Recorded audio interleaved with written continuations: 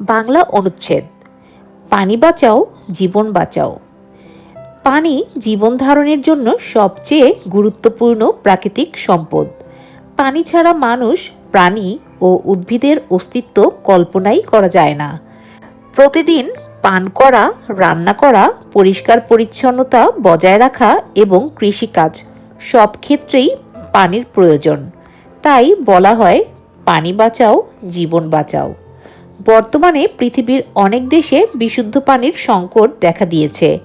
জনসংখ্যা বৃদ্ধি, শিল্প কারখানার বর্জ্য, নদীনালা দূষণ এবং পানির অপচয়ের কারণে এই সংকট দিন দিন বেড়েই চলেছে।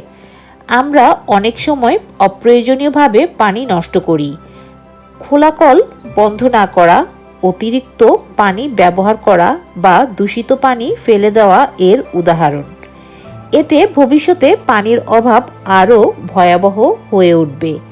পানি সংরক্ষণ করা আমাদের সবার দায়িত্ব।